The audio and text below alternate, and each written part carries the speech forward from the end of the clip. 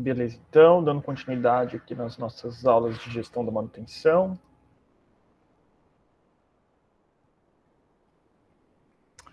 Então, na última aula, a gente apresentou os diferentes tipos de manutenção. A gente teve uma visão geral desses tipos de processos, de tipos de manutenção, de processos de manutenção. Essa disciplina nos permite explorar esses processos de manutenção de diferentes formas, né? Então, a gente tem tempo hábil para que a gente possa explorar eles com calma, tá? Então, é por isso que na aula de hoje eu quis trazer a manutenção corretiva, para a gente discutir um pouquinho mais sobre isso e ver que mesmo a manutenção sendo do tipo corretivo, em que usualmente ela não é a melhor, existem alguns lugares no qual ela pode ser aplicada. Então, a gente falou na última aula sobre manutenção e competitividade.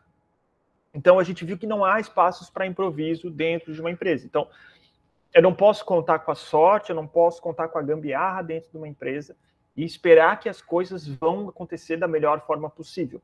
Se eu fizer isso, usualmente isso não vai acontecer. Então, uma clara política da manutenção da empresa vai garantir a continuidade das atividades industriais. Então, se eu tenho uma boa qualidade, uma boa produtividade, eu vou ter um baixo custo de produção das minhas peças. A minha empresa vai ter mais dinheiro para ser reinvestido dentro da empresa, para poder expandir os negócios, para poder pagar melhores funcionários, assim sucessivamente. Tudo isso está atrelado à minha manutenção. A gente discutiu um pouquinho sobre esse gráfico aqui, no qual a gente até conversou um pouco sobre, como eu digo, né, por mais que a gente traga essas informações aqui, isso aqui não é fixo, né? Então, é importante que a gente discuta isso. Então, como a gente falou, os Estados Unidos gastam lá 900 bilhões por ano em manutenção, mas os Estados Unidos são muito maiores, são muito mais desenvolvidos do que o Brasil. Então, o Brasil gasta lá uma parcela muito menor do que isso. Então, há cerca de 100 bilhões ao ano na manutenção. Mas ainda assim, a gente precisa investir cada vez mais para que a gente garanta a qualidade dos nossos produtos. A gente discutiu aqui sobre a Embraer, a gente falou que existem empresas de excelência no Brasil e nós precisamos cada vez mais ter mais empresas desse tipo, né? Então, por isso a manutenção é importante. Então, segundo a norma brasileira, então 5462, então NBR, né, de 1994, manutenção então, é uma combinação de todas as ações técnicas e administrativas, incluídas de supervisão. Então, supervisão também faz parte do processo de manutenção, destinadas a manter ou recolocar um item de um estado em um estado no qual ele possa desempenhar a sua função requerida. Então, qualquer item dentro do meu processo produtivo que não está desempenhando função requerida, ele requer manutenção. E eu posso tanto pensar em manutenção, como a gente discutiu, preventiva e preditiva, para eu manter esse item desempenhando essa função, ou eu posso pensar numa manutenção corretiva para eu recolocar esse item para que ele possa desempenhar essa função. E a gente não pode falar em manutenção se a gente não estiver atrelando isso à confiabilidade. Confiabilidade é a capacidade de um item desempenhar essa função requerida sobre uma condição específica durante um determinado intervalo de tempo. Então, por exemplo, se eu tenho lá uma máquina que pode ser um torno mesmo, que está produzindo peças dentro da minha empresa, qual que é a confiabilidade que eu tenho nessa máquina? Qual que é a confiabilidade que eu tenho de que essa máquina não vai vir a falhar nas próximas 10 horas, por exemplo? Então, tudo isso está atrelado à manutenção. Eu preciso garantir uma manutenção nessa peça para que ela desempenhe o seu papel adequado no período estipulado de tempo. E a confiabilidade também é a probabilidade de um determinado item, componente, equipamento, máquina ou sistema desempenhar a sua função específica no projeto, de acordo com as condições de operação especificadas em um intervalo específico de tempo. Então, notem, o tempo é sempre importante. E eu sempre estou falando nas condições de operação especificadas, ou seja, a minha máquina ela tem que desempenhar o seu processo lá de forma 100%. Se não tiver 100%, eu preciso já realizar uma manutenção nessa peça. Eu já preciso corrigir para que essa peça volte a como ela foi projetada para funcionar. Então, um torno mecânico que foi projetado para funcionar a, por exemplo, 500 RPM, 500 rotações por minuto, se ele não estiver chegando nisso, ele precisa de manutenção, ele precisa funcionar como veio de fábrica, como ele foi projetado inicialmente.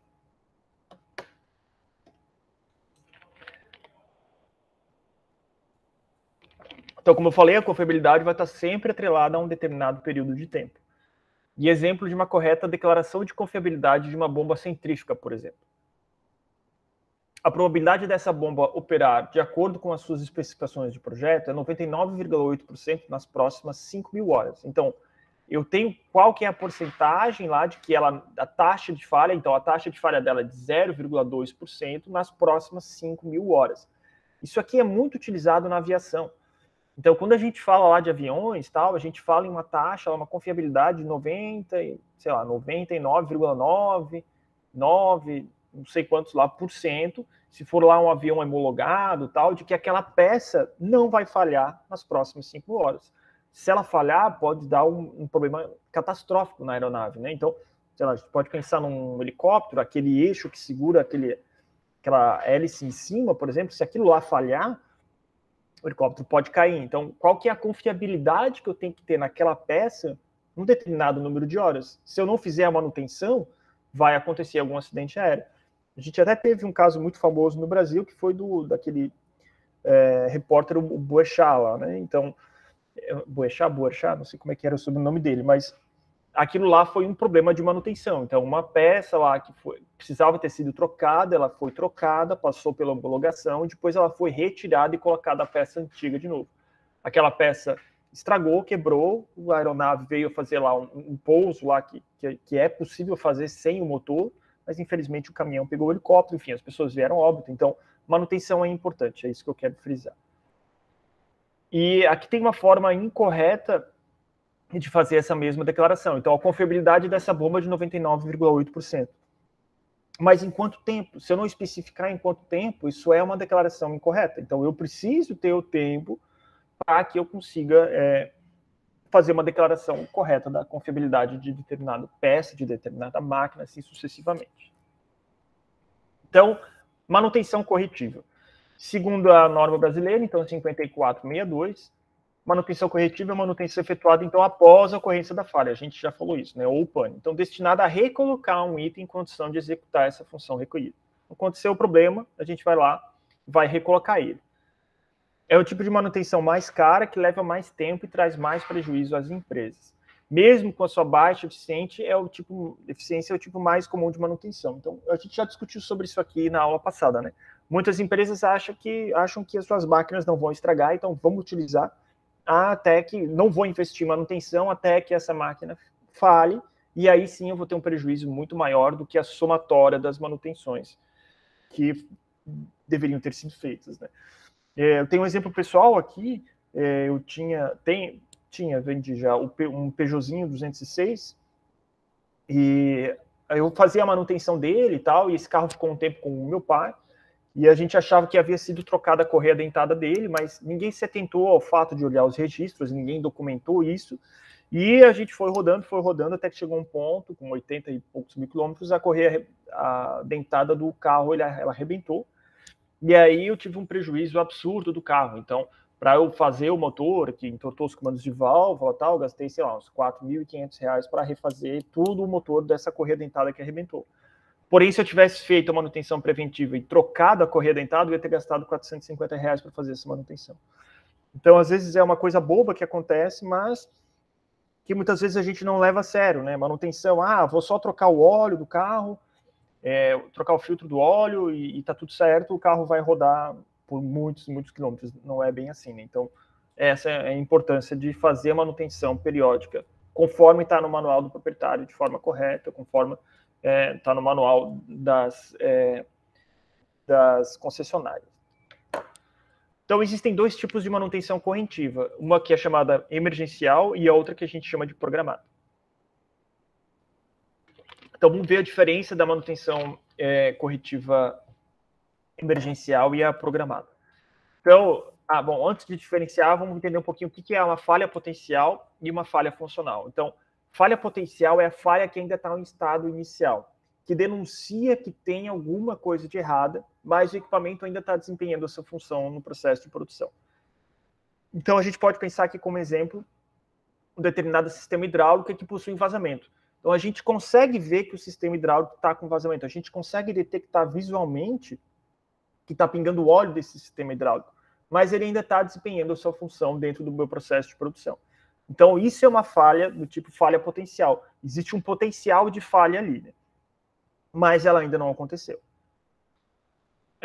Se não for tratada, ela vai levar o equipamento até uma falha funcional. Então, a falha funcional acontece quando o equipamento não é mais capaz de desempenhar a sua função no meu processo produtivo. Por exemplo, então, esse vazamento ali, ele vai evoluindo e o nível de óleo do sistema hidráulico vai baixando severamente, tornando impossível a sua operação. Nesse momento, a gente vai ter uma falha funcional. O sistema hidráulico não vai mais ser capaz de desempenhar a sua função em razão desse vazamento na mangueira hidráulica.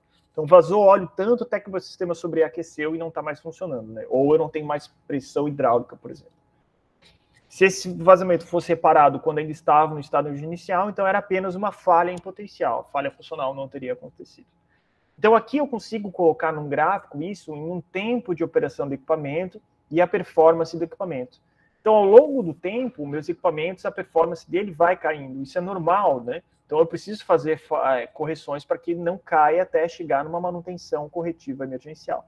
Então, aqui é o exemplo da falha potencial. Então, aqui começou, por exemplo, a pingar óleo lá no chão da minha fábrica. Eu consigo visualmente, né? Consigo ver isso daqui. E eu posso fazer uma manutenção corretiva programada. Então, essa manutenção, ela já é do tipo corretivo. Por que ela já é do tipo corretivo? Alguém saberia me dizer? Porque já ocorreu uma falha, né? E qual que era essa falha? O vazamento de óleo. Isso, já está pingando óleo. E se a gente pensar que isso aqui pode ser um fluido hidráulico, por exemplo, esse fluido pode estar quente, esse fluido alguém pode se machucar dentro de uma empresa. Então, eu já estou com um problema lá que não poderia ter esse vazamento. Então, muito bem, eu não sei ali quem respondeu, mas é exatamente isso. Já estou tendo um tipo de manutenção corretiva. E se eu não for lá e não corrigir, vai chegar até a minha falha funcional. Então, vai chegar o ponto que o meu equipamento vai parar de funcionar e aí sim eu vou ter que ter uma manutenção corretiva emergencial, porque o meu processo produtivo parou porque simplesmente a máquina parou. Então, a emergencial é aquela que é realizada após a falha, e por esse motivo o equipamento vai ter que ser reparado em caráter de urgência por conta do lucro cessante. Então, é importante entender o que é lucro cessante, mais para frente a gente vai falar mais um pouco sobre isso. Mas lucro cessante a minha máquina parou de funcionar, meu processo produtivo não está mais agregando valor, não consigo mais vender peças. Claro que eu posso ter um estoque emergencial, mas, a grosso modo, a gente diz que a empresa cessou, não está produzindo mais peças. Então, o lucro cessante é isso. A manutenção corretiva emergencial, ela também pode acontecer de acordo com algumas outras hipóteses, né? Então, alguém se acidentou, então, como eu falei, está pingando óleo, alguém se queimou lá, vamos ter que parar e arrumar isso antes que piore, né? Há um problema ali que agride o meio ambiente, de novo, óleo vazando, não pode, a empresa pode ser multada por isso. Há algum problema que está comprometendo a qualidade do produto, assim sucessivamente. Eu ouvi até hoje na rádio que a cidade de Florianópolis, agora, todos os projetos que foram feitos no estado, eles vão ter que estar acompanhados de um plano de manutenção desses projetos, essas coisas que foram feitas. Por exemplo, as pontes aqui, Florianópolis é uma ilha, né? Então, para entrar aqui, tem 2 pontes, e essas pontes, ao longo do tempo, elas foram se deteriorando. Então, não existia um plano de manutenção dessas pontes. A partir de agora, tudo que for construído, todas as obras feitas aqui vão ter que acompanhar um plano de manutenção para que não seja necessário manutenções corretivas, e sim manutenções programadas que são mais baratas. Né? A manutenção corretiva é a mais cara que existe, esse fato se dá por alguns motivos. Então, como eu falei, lucro cessante é a maior parte do custo da manutenção corretiva. Então, a gente acha que é caro consertar a máquina, mas mais caro que isso é o meu sistema produtivo não está funcionando. Então, uma vez que o equipamento deixa de operar e parou esse processo produtivo, a empresa parou a atividade e faz com que não entre mais, né? Parou a atividade que faz com que não entre mais dinheiro em caixa, né? Ou, né, a empresa parou a atividade que faz com que entre dinheiro em caixa, talvez não precise desse nome. Então, se o meu processo produtivo, enfim, produzir qualquer tipo de produto lá, tiver que fazer essa manutenção, não posso mais produzir.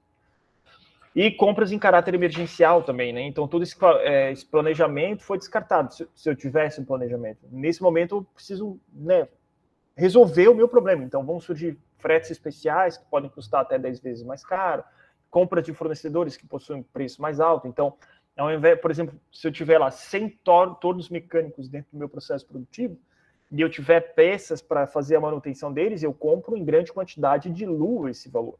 Se eu tiver uma manutenção só de forma corretiva, eu vou ter que comprar peça por peça, então o custo vai ficando cada vez mais alto. Danos auxiliares, então, né, por exemplo, o que seria a substituição de uma junta para conter um vazamento, por exemplo, se transformou na substituição de um engrenamento completo de um redutor que se desgastou por falta de lubrificação causada por um vazamento. Então, também é o exemplo do carro, também do óleo, né? Se o óleo lá está pingando na garagem, tem que dar uma olhada. Pode ser que tenha um vazamento de óleo, pode levar à função do meu motor. Então, ao invés de eu só trocar lá uma junta, alguma coisa assim, que está permitindo com que vaze o óleo, eu vou ter que fazer toda uma manutenção no meu motor. E o tempo, então, a manutenção corretiva, feita de forma correta, eliminando a causa raiz, leva muito mais tempo para ser executado do que uma manutenção preventiva ou preditiva. Então, se eu for lá achar lá o cerne lá do problema, lá, o cerne da questão onde está vindo aquele problema tal, eu posso levar muito mais tempo para chegar lá do que se eu tivesse feito manutenções preventivas e trocado peças ao longo do tempo. Então, aqui tem aquele mesmo gráfico, só que agora a gente adicionou o custo de reparo. Então, notem como esse custo ele aumenta muito ao longo do tempo, então chegando a um patamar extremamente alto aqui. E esse custo também é alto no início, porque se no início eu já estou fazendo algum tipo de manutenção preventiva, ou se eu acabei de comprar meu equipamento e já tenho que fazer um reparo, esse custo acaba sendo alto, né? Em teoria, o equipamento não deveria falhar. Então, ao longo do tempo, esse custo aqui vai aumentando muito, né? Então, de novo, né, uma falha funcional, o custo ainda é baixo, né? Uma manutenção corretiva programada, o custo é baixo, né? Cheguei lá na minha falha emergencial, custo extremamente alto. Isso aqui se assemelha muito a uma outra curva, que a gente chama curva da banheira, né? Que uma peça, um produto, no início, quando ele é lançado, costuma ter muitos problemas, né? Ao longo do tempo, esses problemas vão diminuindo e no fim da vida de um determinado produto, ele volta a ter problemas, né? Então, essa curva aqui se assemelha muito a essa curva chamada curva da banheira. Mas, então, quando que eu devo utilizar a manutenção corretiva? Posso utilizar ela? Até posso, né? Quando se trata de estratégia de manutenção, todo tipo é válido, né? Inclusive a manutenção corretiva. A questão é quando vai ser aplicada em quais equipamentos. Então, ela é uma saída em se aplicar em alguns tipos de equipamentos, como, por exemplo, quando as falhas não causam problema de segurança ou ao meio ambiente. Então, eu posso, de certa forma, utilizar esse tipo de manutenção como estratégia. Quando as falhas não interrompem o processo de produção, então, se tiver máquinas auxiliares para, enquanto aquela peça, aquela máquina que falhou está sendo consertada, né? Não que isso seja a melhor saída, mas eu posso utilizar, né? Quando falhas não causam problemas de qualidade, né? Porque falhas não causam problema de qualidade. E quando falham o seu reparo e o reparo custa menos do que 10% do custo mensal da manutenção. Então, posso lá... aqui pode ser falha também. Quando falham, quando um determinado processo lá falha, não causa problema de qualidade, e quando falha, o seu reparo custa menos do que 10%. Então, desse custo mensal de manutenção. Então, tem alguns equipamentos lá no que o custo mensal pode ser muito alto, né? Enfim, se o custo lá da manutenção corretiva for menor do que 10%, a gente até pode lá medir, dizer, pode até ser corretivo. Mas, usualmente, não se utiliza tanto. Ou quando existe um equipamento reserva, né? Então, algumas boas práticas. Então, como regra geral, é válida a regra dos 80-20. Não sei se vocês já viram falar disso, mas 20% do tempo emprego em manutenção deve ser despendido em manutenção corretiva. E 80% deve ser realocado, então, alocado para manutenção preventiva. Então, a gente vai acontecer manutenções corretivas dentro do meu processo produtivo, faz parte, mas a gente tem que tentar manter essa regra dos 80-20. Então, tender com que reduza a minha manutenção corretiva. Gente, essa era a nossa segunda aula, então tem alguns exercícios aqui para vocês também estarem respondendo. Então, onde está a maior parte do custo da manutenção corretiva? Porque a confiabilidade está sempre atrelada a um período de tempo. Qual a diferença entre falha potencial e falha funcional? De praxe é a mesma coisa, então vocês podem